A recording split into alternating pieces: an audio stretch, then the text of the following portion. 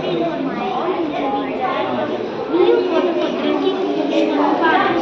Rainwater. Rainwater is the main source of water from the rainfalls of rivers, lakes, and ponds. ಗೊತ್ತಾಯ್ತಾ Rivers are the streams that receive the water that flow into the start ocean, ponds, and lakes. Ponds and lakes are the fresh water that people use for drinking and